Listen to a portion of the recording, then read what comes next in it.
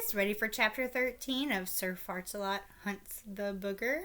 Now remember, last we left, they were going to Princess Gwendolyn's castle for lunch. Harry and Sir Cedric and Sir Farts-a-Lot. And they found out that the dragon was actually a pet of Princess Gwendolyn's. So let's see where the story takes us in chapter 13 of Sir Farts-a-Lot Hunts the Booger by Kevin Bolger. So, Princess Gwendolyn brought them back to her castle, leading Daisy on a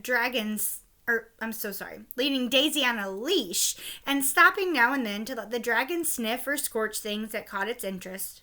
The castle, as they approached, seemed to be draped with all sorts of colored flags and pennants that flapped in the breeze.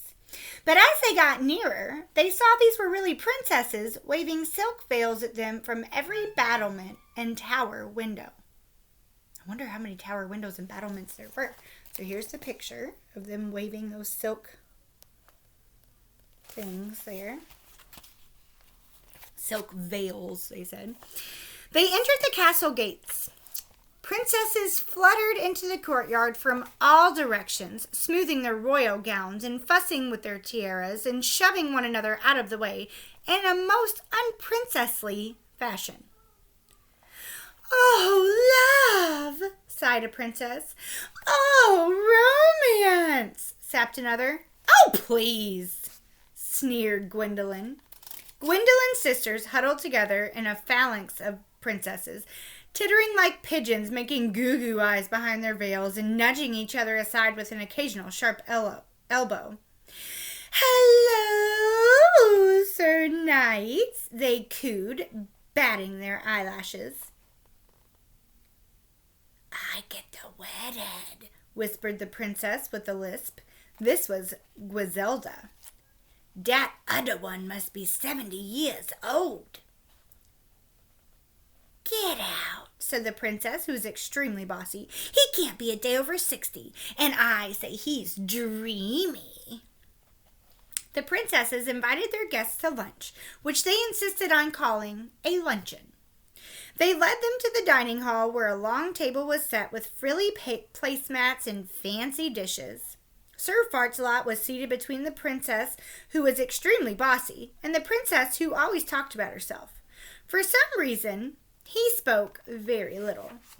Sir Cedric sat beside the princess, who was into astrology. But fortunately, the princess who never let people finish their sentences sat on his other side and kept cutting her short. Harry sat at the end of the table with Gwendolyn. "You princes get all the luck," Gwendolyn complained, "roaming around, having adventures all the time." "It's okay, I guess," said Harry. "Okay? Ha! I wish I could live like that," Gwendolyn sighed. "Wild and free, master of my own destiny." Then she added bitterly, "You ever try to get in the bathroom in a castle with 12 princesses? During the meal, Harry noticed princesses winking across the table at Sir Farts-a-Lot and Sir Cedric, or blowing them kisses or passing them secret love notes that made the knights blush in alarm. After lunch, the princess, who was extremely bossy, sent Gwendolyn and Harry outdoors to play. They were glad to get away, but Sir Farts-a-Lot and Sir Cedric watched them go with desperate looks. Outside, Gwendolyn and Harry played hide-and-seek with Daisy until the dragon went off in a sulk, because it was always the first one found. Then they tried their hands at archery, fencing with wooden swords, thumb wrestling, and dragon patty tossing. Gwendolyn beat Harry at every sport. "Isn't this fun?" she beamed. "All my sisters ever want to do is have fancy dress balls." Gwendolyn begged Harry to show her some more magic like she had seen him do with Daisy. So Harry did some tricks with a length of rope. He cut it into tiny sections, then pulled it out of a hat in one piece again. He tied it in knots that came undone with a yank and some magic words. Then, for a finale, he made the rope dance like a snake charmer's cobra. "Cool," Gwendolyn said. "Watch me climb it." She started to scramble hand over hand up the levitating rope. "I don't think," Harry tried to warn her, but before he could finish, the rope collapsed, throwing Gwendolyn to the ground. "Are you all right?" Harry asked. Gwendolyn sat up with her hair in tangles and a wild look in her eyes. "Do that again," she said. Wait, I'll get a longer rope. When they came back inside, the castle was dark and eerily deserted. There wasn't a knight or a princess in sight. Gwendolyn led Harry to a gloomy upstairs hall where the castle's guest rooms were. The hall was in darkness because all the lanterns along its walls had burned out. Cobwebs stretched from the ceiling. Paintings hung askew. Sorry, it's a little dusty, but we don't get many guests, Gwendolyn apologized. That is, except for the ghosts. Ghosts? Harry stammered. The only light was a dim glow coming from under a door at the end of the hall. That's probably your friends down there, Gwendolyn said, or else it's the ghosts. Well, good night. She clapped him on the back, jolting him forward, and left. Harry was alone. He stood frozen a minute, listening for ghosts, then slowly took a few steps forward. The floor creaked under him, which gave him an eerie feeling, especially as it was a stone floor. Harry jumped as a rat scurried across his path. Then another larger rat scurried after it, licking its chops. Finally, Harry reached the door at the end of the hall. He knocked 3 times. Tap, tap, tap. He is super freaked out. Wonder what's going to happen. The light inside the room suddenly went out, throwing the hall into pitch darkness. Sir Fartsalot? Harry called out in terror. Sir Cedric? They're not here, answered a voice behind the door. They left. Sir Cedric, is that you? Harry replied. It's me, Harry. Behind the door, there was a loud commotion of heavy objects being dragged across the floor. Finally, the door opened an inch. An eye peered out from the crack. It is you, Sir Cedric exclaimed. He swung open the door and hurried Harry into the room. Sorry, Your Highness, but one can't be too careful around here.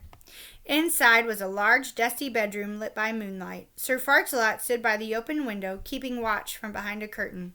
Sir Cedric pulled a velvet-covered sofa and half a bedroom suite back up against the door. The floor was littered with rocks and scraps of parchment. What's going on? Harry asked. A siege, Sir Fartsalot explained. We're completely surrounded. His face, when he turned away from the window, was covered in red smears. Sir Fartsalot, Harry gasped. Is that blood? I only wish it was, Sir Fartsalot replied bleakly. Harry stepped closer and saw the smears were not blood at all, but lipstick. Harry picked up one of the rocks that were scattered all over the floor and untied the parchment wrapped around it. It read, My knight in shining armor, what happiness fills my soul to know that we are in love. Of course you couldn't come right out and say so, but I read it in your eyes, darling. I saw it in the way you looked at me, or rather, in the way you didn't, in the way you turned quickly away whenever our eyes met because you were so overcome with emotion. I could tell your heart thrilled as mine did by the way you jumped, actually jumped, when my hand brushed against yours as I passed the salt. Now I shall wear that salt shaker next to my heart forever as a symbol of our love. And though you could not speak your feelings openly, I caught your secret meaning when you told me, Madam, you are standing on my foot. Oh, what poetry those words were to my ears! They're all the same, Sir Cedric said grimly. They've been raining in here like cannonballs. That one got me right between the eyes, he added, patting a nasty bump on his forehead. Oh my goodness! So in chapter 13, they get to the castle, and at the beginning, they see all kinds of woohoo, cuckoo, crazy princesses who apparently really want to get married. In the middle, Harry and Gwendolyn go out and really have a bit of fun, playing some games, and Harry does some magic tricks.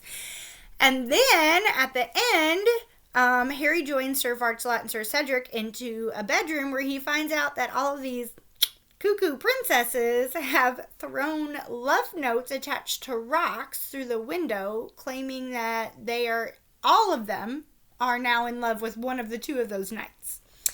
So, woo! I am glad that I do not have those princesses as sisters because they sound like they're a little off the rockers. So that is my summary. I am really enjoying reading this book to you guys, and I hope that you are enjoying listening to it.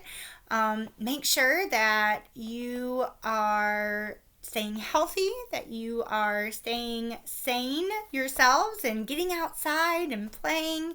Don't just sit in front of your Chromebook or video games all day long. Make sure you're being active. Get out. Meet with your family. Have dinner together. Have a family game night. Find some fun things to do. Create your own game. Look at the family fun choice. Look at the choice board that we posted. I posted on Google Classroom. There's a lot of good ideas on there too. That's just for fun. You and your family can do together.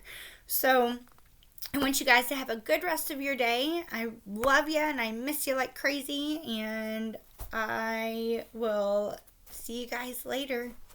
Bye.